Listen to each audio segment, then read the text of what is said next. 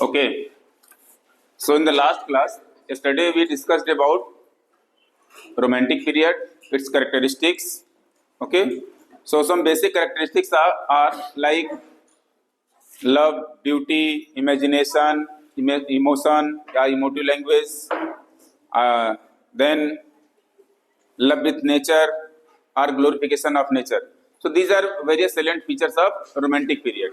So today we are going to discuss our new poem, that is The World is Too Much With Us. Okay, it is written by William Wordsworth. So before discussing this poem, let's have some background of this poem.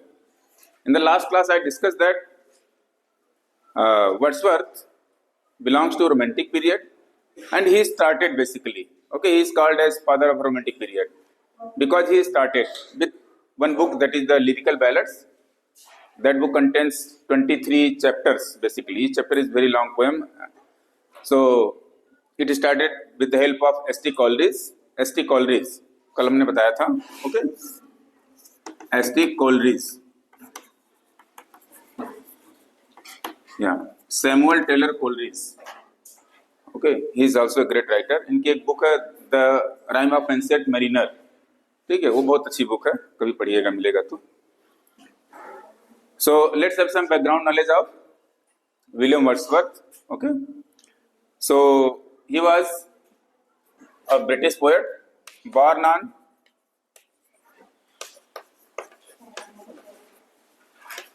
1770.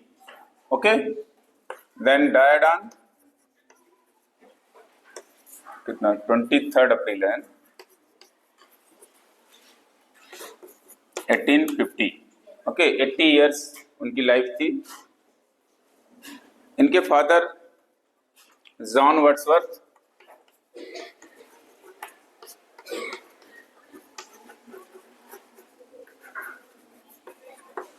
Okay,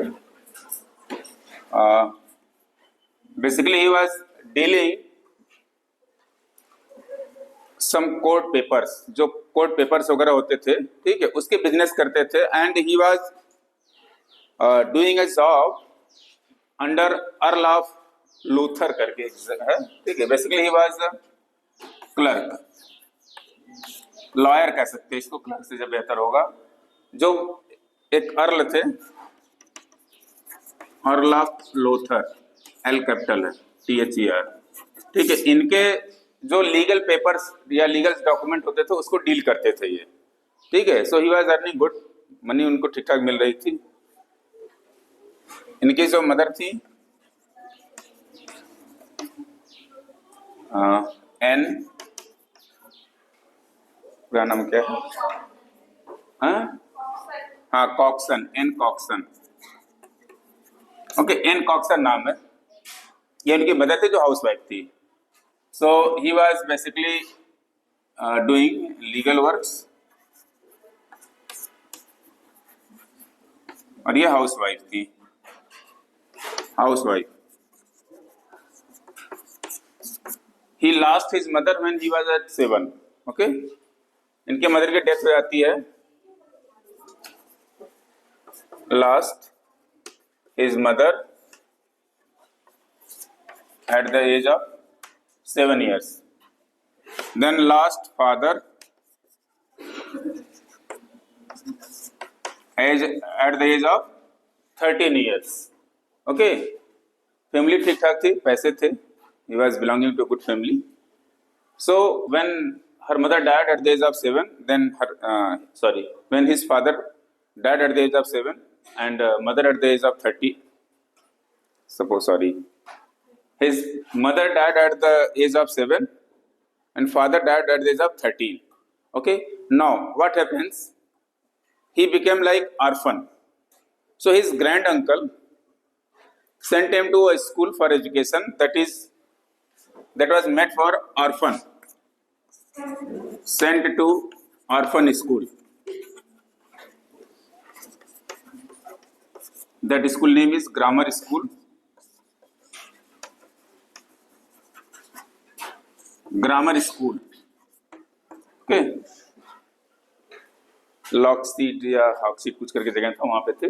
grammar school में उनके uncle जी ने उनको भेज दिया, ठीक है वो, and that was situated outside the city area, and there he enjoyed along with his so many colleagues or friends the beauty of nature.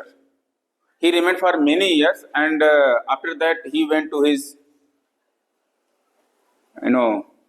maternal uncle and aunt. There he enjoyed the beauty of nature, so he had a deep attachment with nature. Later on when he became a poet, that was being reflected. Okay जब वो poet बन जाते हैं तो वही nature के साथ उनका जो जुड़ाव था वो अटैचमेंट उनको वहां पे दिखता है और उसी के बारे में लिखते हैं यहाँ पे, ठीक है। इसके बाद इनकी जो जर्नी स्टार्ट होती है पढ़ाई लिखाई, ठीक है, बाकी कैम्ब्रिज वगैरह में पढ़ते हैं, वहां जाते हैं। स्टार्ट असली यहाँ से होती है इनकी लाइफ जब he started going to walking tour to France. He visited France twice initially when he was in education. In 1790, then 91. Okay. If you see, if you remember, French Revolution happened in 1789. Okay. So this period is just after French Revolution. So the impact of French Revolution was that there is a like chaos in the society in France versus England, because there was a Cold War type situation between England and France after French Revolution. So when he went to second time to visit France, he met to a girl whose name is Annette Whelan, ठीक है, ये नाम है। इस लड़की से वहां मिलते हैं, इनका अफेयर होता है, and in 1792 she delivered a baby.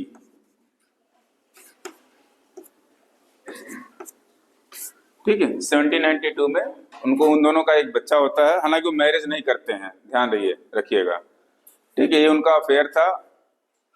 और फ्रेंच रेवोल्यूशन का इतना ज्यादा इम्पैक्ट पड़ा वहां पे कि दोबारा इनको जाने का मौका नहीं मिलता है। बट जब ये पढ़ाई कर रहे थे तो इनके क्लास की एक लड़की थी मैरी हचिंसन, जो कि बचपन की फ्रेंड थी, मैरी हचिंसन।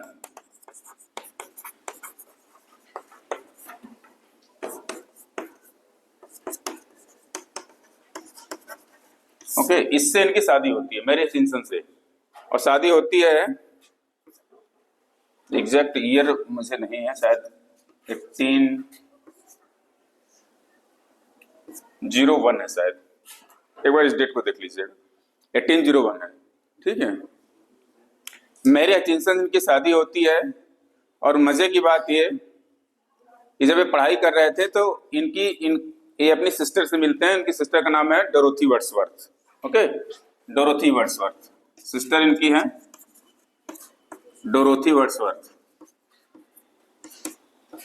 छोटी सिस्टर है।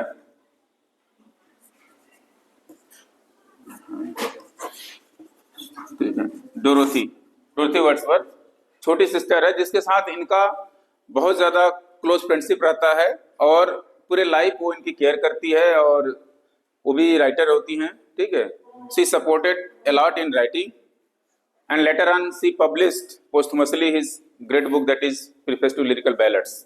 मतलब उनके डेथ के बाद उनकी बुक जो थी लिरिकल बैलेड्स, उसको पब्लिश भी किया, हालांकि वो बहुत बार पब्लिश होती रही है, ठीक है, बहुत सारे एडिशन उसके आते रहे, और उस बुक में पूरे लाइफ को सुधार करते रहे, ठीक है। हमें यहाँ बता रहा था कि जब मैरी हचिंसन से शादी के लिए था तो डोरोथी और वर्ड्सवर्थ भाई बहन, यानी दोनों भाई बहन मिल करके जाते हैं फ्रांस, और इससे मिलते हैं एनेट वेलन से, और इसको अपनी पूरी बात बताते हैं कि मतलब हम, यानी इनकी शादी, वर्ड्सवर्थ की शादी इससे होने वाली है, क्यों? क्योंकि बचपन से शादी करने का प्रॉमिस किया हुआ था, ये बचपन चाइल्डहुड फ्रेंड है, इनके पेरेंट्स सेट कर दिया था शादी पहले से ही, ठीक है। लास्टली ये एग्री हो जाती है इस बात से। जब ये दोबारा मिलने जाते हैं तो 9 साल बाद जाते हैं, तब तक वो जो बेटी थी पहले यहाँ, ठीक है, इसका नाम कैरोलिन है, वैसे एनेट वेलन की एक बेटी होती है कैरोलिन, ये 9 इयर्स की हो जाती है, 9 साल बाद वापस जाते हैं मिलने के लिए, अपनी बेटी से मिलते हैं और उसी में ये भी बताते हैं कि हमको शादी करनी है मैरी हचिंसन से, ठीक है। और वो मान जाती है, उसके बदले जो भी कुछ केयर वगैरह के लिए पैसा वैसा लेती रहती है, सब जो भी है, ठीक है। But throughout life Wordsworth supported that daughter Caroline, उसकी शादी करते हैं। शादी के बाद कम से कम 17-18 सालों तक उसको पैसे देते रहे, जब तक वो देने लायक रहे, ठीक है। 17-18 साल तक उसको पैसे दे के सपोर्ट करते रहे और उसको लास्टली फिर बहुत कुछ पैसे दे करके उसको सेटल किए। उनको जो पैसा मिला था, बहुत सारे पैसे मिले थे इनको यहाँ से। ये जो अर्ल ऑफ लूथर था, इनके पिताजी जहाँ जॉब करते थे, उनकी डेथ के बाद वहाँ कुछ सम था, वहाँ से काफी पैसे मिले थे। तो उस पैसे को लेकर के फिर इन्होंने अपने हिसाब से सेटल वगैरह सब किया, ठीक है। इसके बाद इनकी राइटिंग है, जो फ्रेंच रेवोल्यूशन का इतना अधिक इम्पैक्ट पड़ा। बेसिकली फ्रेंच रेवोल्यूशन क्या था, एक क्रांति थी जिसे कहा जाता है वैचारिक क्रांति, ठीक है, जो राजशाही के खिलाफ स्टार्ट हुआ बाय द पुअर्स, ठीक है। जो पुअर लोग थे या गरीब थे या जो लेबर क्लास, किसान, ये लोग सारे लोग मिल करके राजशाही के खिलाफ इन्होंने लड़ा। और एक बेस्टिल फोर्ट था, फोर्ट का नाम है बेस्टिल, ठीक है, BASTILLE, ठीक है, Bastille, Bastille fort. Bastille fort, इस पे अटैक कर दिया इन लोगों ने, पूरा किसानों ने, और उसको तोड़, मतलब वहां करके राजा वहां पे था, राजा को वहां से भागना पड़ा। लुई 16 है जो, उसको भागना पड़ा वहां से। अपनी हस्बैंड वाइफ, मतलब राजा रानी दोनों एग्जाइल में जाकर रहे, जंगलों में जाकर कहाँ रहे किसी को पता नहीं चल पाया। लास्टली उनका क्या हुआ वो भी नहीं क्लियर हो पाता है, ठीक है। तो ये इम्पैक्ट पड़ा पूरे यूरोप में फ्रेंच रेवोल्यूशन का, जिसका इम्पैक्ट इनकी राइटिंग पर भी पड़ा है। और बहुत सारे पोएम्स इन्होंने लिखे हैं जिसको फ्रेंच रेवोल्यूशन के ऊपर भी लिखा है। एक पोएम इनकी है द फ्रेंच रेवोल्यूशन करके, टाइटल उसकी लंबी है, the French Revolution as it appear to enthusiast, कुछ ऐसे करके नाम है, ठीक है। सो उसको कॉमनली द फ्रेंच रेवोल्यूशन कहा जाता है। तो ये पोएम काफी इंपॉर्टेंट है, तो आते रहता है कई बार एमसीक्यू में भी, तो आप ध्यान दीजिएगा कि एमसीक्यू अगर आए तो लिख सकते हैं उसमें। मोरओवर इनकी राइटिंग्स अगर देखें तो बहुत सारे पोएम्स लिखे थे इन्होंने, हर चीज पे पोएम लिखते रहते थे। जिससे डॉटर हुई, इसी के ऊपर एक पोएम लिखे थे, एड्रेस टू माई डॉटर करके, the address to my daughter. इस तरीके से उन्होंने बहुत फेमस पोएम थी इनकी, लूसी, सुना होगा नाम अगर, ठीक है, लूसी एक पोएम थी इनकी, बहुत फेमस थी। तो इस तरीके से बहुत सारे पोएम से लिखते रहे। और इसके बाद इनका नाम तब ज्यादा मार्केट में आता है, फेमस होता है, जब लिरिकल बैलेट्स पब्लिश होता है 1798 में, ठीक है। और इनके जो पोएम्स की संख्या है मोर देन 500 है, 500 से ज्यादा इन्होंने पोएम्स लिखी हैं। तो बहुत ज्यादा पोएम है, सारे का नाम आप नहीं गिन सकते, 2-4 का नाम हम आपको बता देते हैं, ठीक है।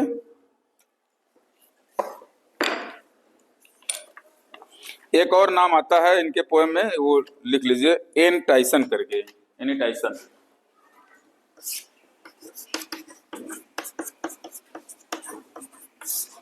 ये नाम आता है इनके बहुत सारे पोएम्स में, जहां पे इन्होंने इसको रेफर किया है ओल्ड डेम करके,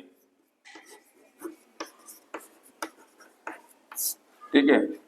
ओल्ड डेम नाम से इन्होंने उसको इंडिकेट किया है पोएम में, बहुत सारे पोएम्स में, जो किसको किया गया है, एन टाइसन को, ठीक है। एक्चुअली एन टाइसन है कौन, जब इनकी मदर एक्सपायर कर गई, ठीक है, जब 7 साल के थे मदर एक्सपायर कर गई, तो इनको जो केयर टेकर था, ठीक है, वो केयर टेकर जो था उसका नाम, मतलब जो लेडी थी उसका नाम था एन टाइसन। और ये काफी उससे अटैच रहे। एक्चुअली इनके पिताजी ने उसको रखा वहां पे, एज उसको सरोगेट मदर भी कहते हैं, सरोगेट मदर, ठीक है, केयर करने के लिए रख दिया गया। तो ये इनको ऐसे मदर ट्रीट करते रहे, और अपनी पूरी पोएम में बहुत जगह इनको जिक्र किया है, और इनका नाम है एन टाइसन, ठीक है। तो ये चीज आप ध्यान दीजिएगा, कहीं एमसीक्यू में आएगा, मुझे नहीं लगता कि आपके लेवल पे एमसीक्यू में आएगा, ये नेट वगैरह में पहले पूछा जा सकता है, ठीक है। So let's see our poem, you can open. अच्छा, कुछ बुक्स के नाम या पोएम्स के नाम है, जैसे Simon Lee, VR 7, the table turn, Tintern नब्बे, lyrical ballads, 3 Years She Grew, बहुत है, ठीक है, the French revolution,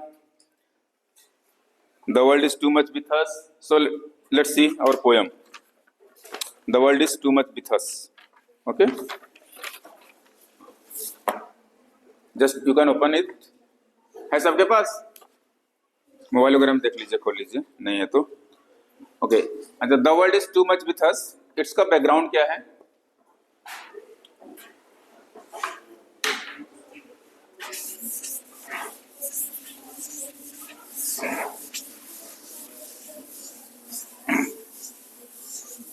The world is too much with us. Okay, here the world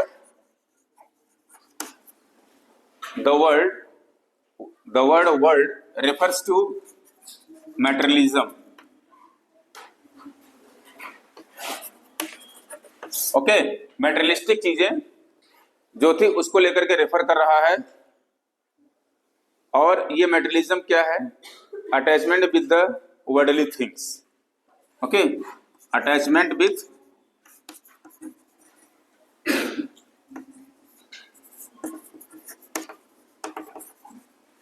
material things, ठीक है। Because of industrialization, okay, this poem was written during first industrial revolution, ठीक है। First क्या उस समय केवल इंडस्ट्रियल रिवोल्यूशन ही था, उसको फर्स्ट ही कहते हैं, which started during 1750s onward and ran up to 1840s। इतने समय तक फर्स्ट इंडस्ट्रियल रिवोल्यूशन था, ठीक है, जिसमें बहुत ज्यादा एक्सपेंशन हुआ, use of machines, then use of technology, technological development, ठीक है। तो इससे क्या हुआ कि लोग जो स्पिरिचुअल चीजें थी या जो नेचुरल चीजें थी उससे दूर होते चले गए और वर्ल्डली चीजों से जुड़ते चले गए। जैसे आज के समय में ही है, 90% पीपल जो घर पहुंचते हैं तो उठाकर केवल टीवी देखने लगते हैं, टीवी से जुड़ जाते हैं। बहुत रेयर हैं जो शाम को कभी वॉकिंग पे निकलते हो।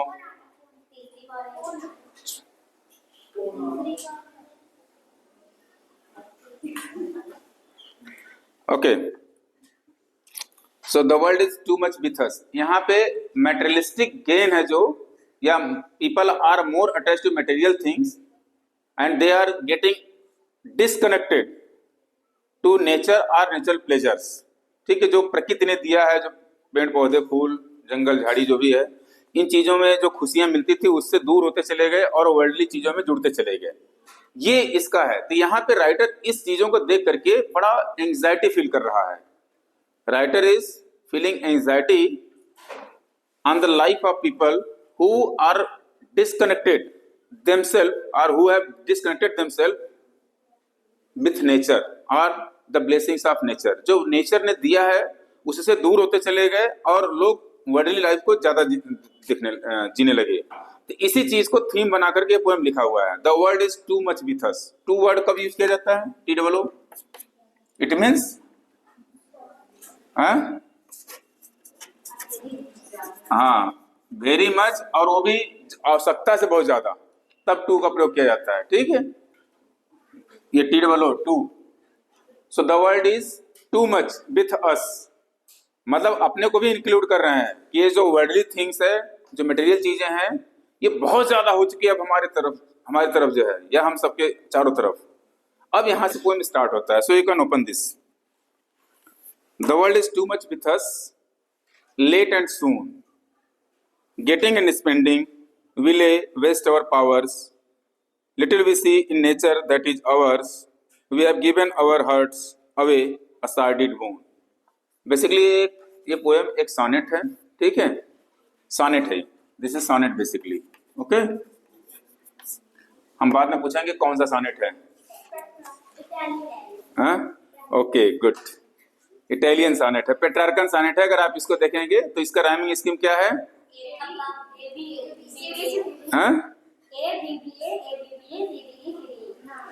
ठीक है, हाँ, ABBA, ओके, ABBA, ABBA, ठीक। फिर CD,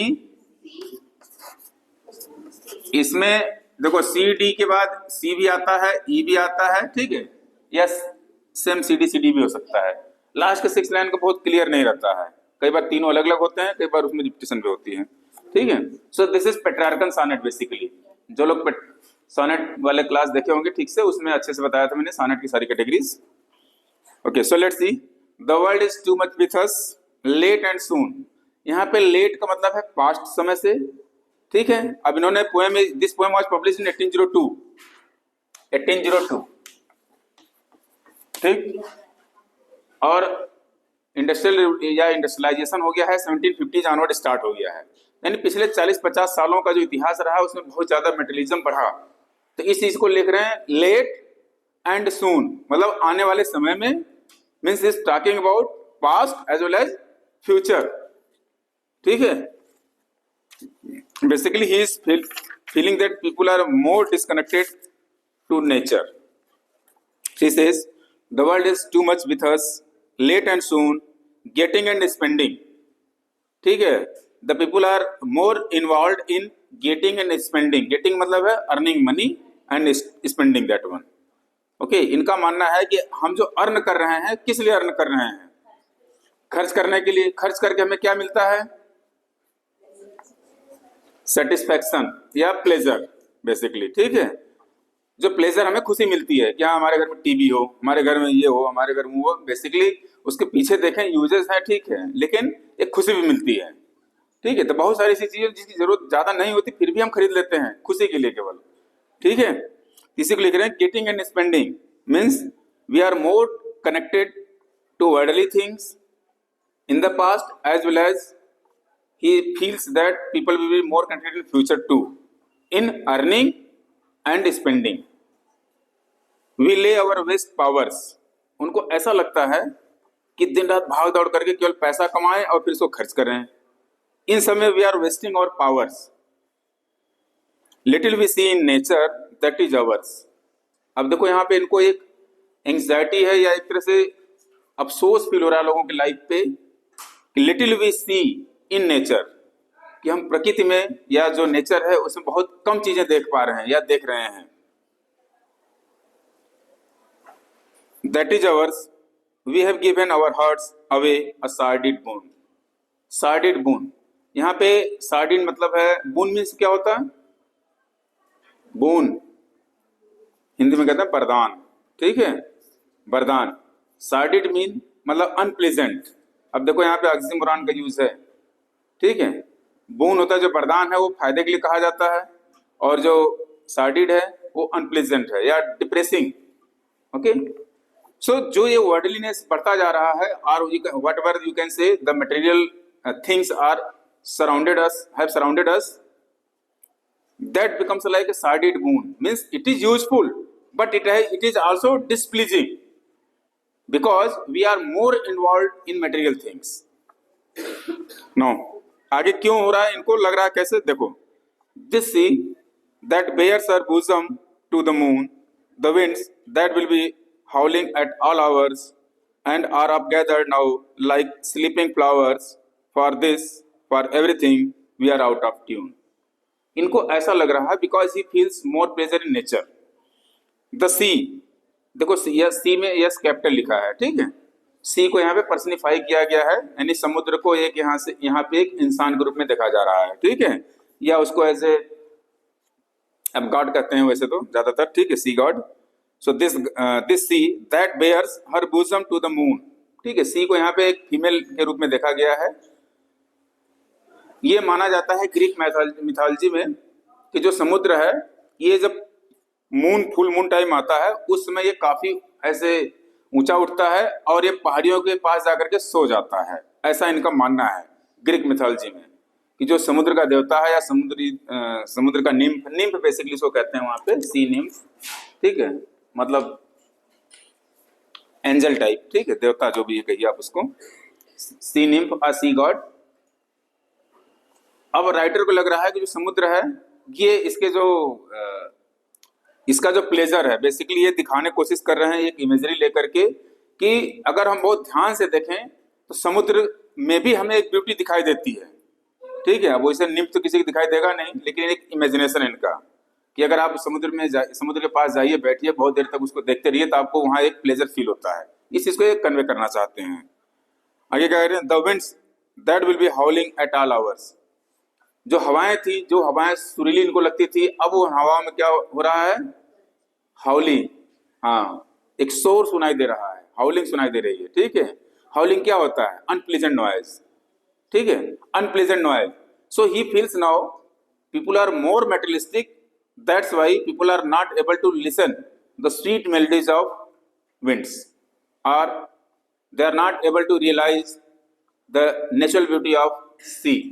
ठीक है, समुद्र का नेचुरल ब्यूटी नहीं देख पा रहे हैं. No and are up gathered now like sleeping flowers. Sleeping flowers एक शब्द यहां पे दिया है. For this for everything we are out of tune. The sea that bears her bosom to the moon, the winds that will be howling at all hours, and are up gathered now like sleeping flowers. Sleeping flowers का मतलब है यहाँ पे कि हम एक ऐसी स्थिति में आ गए हैं जैसे जो फूल है, ठीक है, फ्लावर है, ये प्लीजेंट होता है या ये आपको एक प्लीजेंट फीलिंग आती है उसको देख करके. अब जो फ्लावर्स है जिसमें आपको एक एस्थेटिक्स फील होना चाहिए, वो भी अब आपको ऐसे लग रहा है जैसे वो मुरझा चुके हैं या उसमें कोई प्लेजर नहीं बचा है. क्यों? क्योंकि आप उसको देखना ही नहीं चाह रहे हैं. जो कहते हैं ना कि जैसा आप देखिए वैसा आपको दिखता है. ठीक है. अब people are more worldly, they are running behind the material things, so they are living the beauties of nature. यहाँ पर उसी चीज को लिख रहे हैं यहाँ पे. फॉर दिस कह रहे हैं इसके लिए, for everything we are out of tune. Out of tune का मतलब है we are feeling unfit for that. Means हम सभी लोग उससे अब दूर होते चले जा रहे हैं. We are feeling unfit our self to find or to realize the beauties of nature. Now next,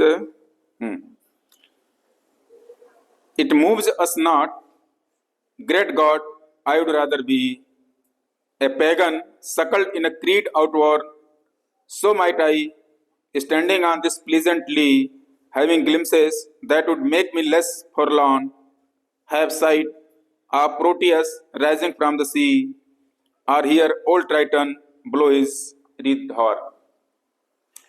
यहाँ पे अगेन राइटर अपने आप को पेगन के रूप में मान रहा है. पेगन मीन्स है यहाँ पे एक ऐसा व्यक्ति जो इस बात में विश्वास करता है, आप उसको हिंदी में ईश्वरवादी कह सकते हैं. ठीक है, ईश्वरवादी.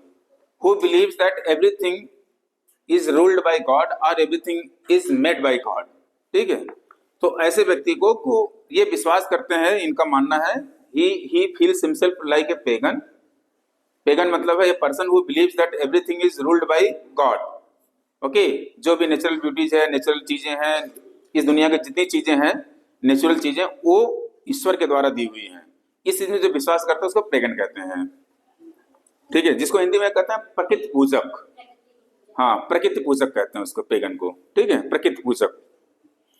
सो कह रहे हैं कि it moves us not, great God I would rather be a pagan. It moves us not, great God. अब देखिए ग्रेट गॉड के आगे एक्सक्लेमेशन मार्क है. ठीक है, I would rather be a pagan suckled in creed outward, so might I. देखो, so might I यहाँ पे कौन सा फिगर ऑफ स्पीच है? Which figure of speech? So might I.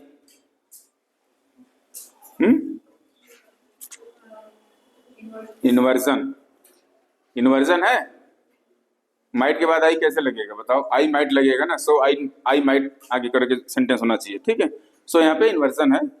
सो यहाँ पे देखिए, it moves us not. It moves us not मतलब ये कह रहा है कि जो प्रकृति की ब्यूटीज थी, लोग इतना वर्ल्डली अफेयर्स में जुड़ चुके हैं या इतना मटेरियल चीजों में खो गए हैं कि अब वो उनको मूव नहीं कर पा रही है, उसको कनेक्ट नहीं कर पा रहे हैं उससे. अपने आप को थैंक कर रहे हैं. Great God I would rather be a pagan suckled in a creed outward. Suckled in a creed. Creed basically यहाँ पे सकल्ड वर्ड होता है. सकल्ड मीन्स फीडिंग करने के लिए कहते हैं. ठीक है, ये अपने आप को फील कर रहे हैं जस्ट कि I am like a pagan who has been fed या फीडी. ठीक है, fed by the beauties of nature, कि मतलब प्रकृति ने जिसको पाल पाल करके बड़ा किया हो. ये अपने आप को उस तरह का पेगन महसूस कर रहे हैं. पेगन मतलब प्रकृति पूजक, जो केवल नेचुरल चीजों में विश्वास करता है, इसके अलावा किसी चीजों में नहीं विश्वास करता है. ठीक है, okay. A pagan suckled in a creed outworn का मतलब है कि आउट ऑफ डेट हो गया हो, जैसे ऐसे लग रहा है कि people have lost their senses और senses in material things and they are unable to feel the beauties of nature और realise the beauties of nature. ठीक है, इस चीज को यहाँ पे वो अपने जो डिसकंटेंटमेंट है या एंजाइटी है लोगों के प्रति, उस चीज को जाहिर कर रहे हैं। So might I standing on this pleasantly, lea मतलब होता है घास का मैदान, ठीक है, जो लंबा घास का मैदान होता है उसको ली कहेंगे। कह रहे हैं कि so might I standing on this pleasantly have glimpses that would make me less forlorn. Forlorn means होता है अकेला, जो खुद को अकेला महसूस कर रहा हो। ये कह रहे हैं कि थैंक गॉड कि मैं इस घास के मैदान पर हूं, जो मुझे यहाँ पर इतनी अच्छी ब्यूटीज है कि मुझे अकेलापन नहीं लग रहा है। अब ठीक है, अकेलापन का मतलब है कि अकेले, एक तो हो गया सिंगल आदमी व्यक्तिगत, ठीक है, एक होता है मेंटली आदमी अकेलापन फील करता है जिसको लोनलीनेस जिसे वो कहते हैं। इस चीज को यहाँ पर फॉरलॉर्न कहा गया है कि have glimpses that would make me less forlorn, ये मुझे बहुत कम अकेला महसूस कराएगा। क्या चीज? जो ग्लिम्सेस हैं, प्लीजेंटली के ग्लिम्सेस हैं, ठीक है, यानी जो घास के हरे घास के मैदान है या जो भी चीजें हैं नेचुरल चीजें, उससे आगे क्या कर रहे हैं? Have sight of Proteus rising from the sea और hear old Triton blow his wreathed horn. इसमें दो वर्ड आए हैं, प्रोटियस और एक और आया है ना ट्राइटन। ये दोनों ग्रीक मिथोलॉजी नाम है, ठीक है। देन ट्राइटन,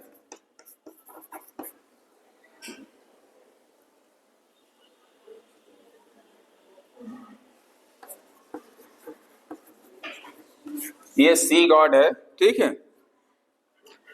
ये ऐसा ग्रीक मैथोलॉजी में, दोनों वर्ड ग्रीक मैथोलॉजी का है। यहाँ पे प्रोटियस को माना जाता है कि जब दोपहर होता है तो सी गॉड है जो वो पहाड़ियों के पीछे जाकर के आराम करता है, रेस्ट करता है, ठीक है। ऐसा ग्रीक मैथोलॉजी में है। आप देखेंगे तो मिथ सब जगह लगभग कॉमन है। इंडिया में भी देवता है समुद्र देवता, ठीक है। रामायण में प्रसंग आता है ना कि बिना न मानत जल जड़ गए 3 दिन बीत, बोले राम से कोप तब भय बिन होई न प्रीत, ठीक है। यानी समुद्र देवता को वो समझाते रहे, 3 दिन निकल गए, ठीक है। समझाते समझाते नहीं माना, तब उसको डर दिखाते हैं तो वो आ जाता है ऊपर। ऐसा मतलब मिथ में है। तो आप देखेंगे मिथ सब जगह लगभग सेम है, यहाँ पर भी है। So Proteus is sea God. Greek mythology में यह माना जाता है कि ये दोपहर के समय पहाड़ियों के पीछे जाकर के रेस्ट करता है, ठीक है। और ट्राइटन ये भी एक मिथ का ही कैरेक्टर है, mythical character, Greek mythical character, whose body is human, और मतलब अपर बॉडी ह्यूमन है और लोअर बॉडी, हाँ, लोअर बॉडी फिश, ठीक है। जिसको कई बार लोग कहते हैं ना जलपरी टाइप शब्द यूज करते हैं, ठीक है। ये सब मिथिकल कैरेक्टर है, एक्चुअल में आज तक कभी नहीं मिला किसी को, ठीक है। ऐसा लोगों का इमेजिनेशन रहा होगा पहले। तो इसको भी ये कह रहे हैं कि हम यहाँ पर जब if people are not connected to the sea और the natural things they can not enjoy the beauties of Proteus and Triton. Triton यहाँ पे एक करेक्टर है जो जल परी से जोड़ सकते हैं आप इसको। ये एक ऐसा करेक्टर है जो समुद्र से निकलता है और एक रीथ हॉर्न लेकर के, मतलब एक ऐसा हॉर्न मतलब क्या, भोपू जिसको हिंदी में कहते हैं, ठीक है। आप देखेंगे बहुत सारे सीरियल वगैरह में दिखाता है, उसमें मतलब देवता निकल रहा है और ऐसे बजा रहा है, ऊपर से जो हॉर्न है उसमें माला चढ़ा हुआ है, ठीक, गार्लैंड वगैरह, ठीक है। तो ये रीथ का मतलब होता है गार्लैंड। आप देखेंगे किसी डेड बॉडी पर अगर चढ़ाया जाता है तो जो सर्किल टाइप फूलों का एक रहता है गुच्छा, उसको रीथ कहते हैं। तो रीथ हॉर्न मतलब जो हॉर्न है वो फूलों को से लदा हुआ है या फूलों को उसमें माला चढ़ा हुआ है, यानी उसकी ब्यूटी को भी एंजॉय नहीं कर सकते अगर आप बहुत ज्यादा वर्ल्डली चीजों में इंगेज्ड हैं। तो इसी चीज को लिख रहे हैं यहाँ पे, have sight of Proteus rising from the sea और hear old Triton blow his wreathed horn. ये अपने आप को थैंक कर रहे हैं कि हम कम से कम इतना चीजें महसूस कर रहे हैं। Means he can enjoy the beauties of sea, okay. जो सी है, समुद्र है, उसकी ब्यूटीज को एंजॉय कर सकते हैं, ठीक है। So with this the poem is over.